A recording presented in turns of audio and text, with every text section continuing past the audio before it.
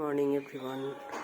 সোমবারের সকাল, ঠান্ডাটা একটু কমে গেছে, রোদের তাপও উঠেছে ভীষণ, আর কদিন ধরে রাতে গরমও লাগছে ভীষণ।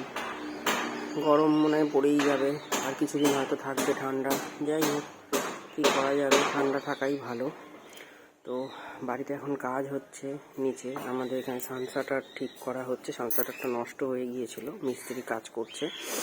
আর বাগানেও কিছু কিছু সবজি অনেক তোলা হয়ে গেছে, কিছু কিছু অল্প রয়েছে, এগুলো দেখাবো তোমাদের আরেকদিন পরে। ঘড়িতে বাজে এখন 10:30, আর আমি এখন মোটামুটি কাজ কমপ্লিট করে ফেলেছি। কাজের দিদি এখনও আসেনি। তো চলো দেখাই রান্নাঘরে এখন কি হচ্ছে। রান্নাঘরে যেটা হচ্ছে, আজকে কিন্তু নিরামিষ নয়, আমিষ। রান্নাঘরে যেটা হচ্ছে, ফার্স্টে দেখাই ভাত। ভাত হয়েছে, ভাতের মধ্যে আলু আর বেগুন সেদ্ধ দেওয়া হয়েছে, এটাকে বার করে মাখা হবে।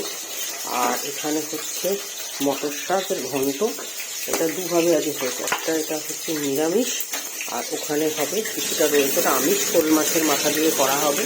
আর এখানে সেদ্ধর জন্য লঙ্কা ভেজে নেওয়া হচ্ছে। আর এমনি ভাজার জন্য এখানে দেখো কিছু সেই সুড়সুড়ি বেগুন, আর এগুলো হচ্ছে সুড়সুড়ি বেগুন, আর এগুলো হচ্ছে এমনি বেগুন, এগুলো নুন হলুদ মাখিয়ে রাখা হচ্ছে। বেগুন ভাজা হচ্ছে, আর ভাতে ডিম সেদ্ধ দেওয়া রয়েছে।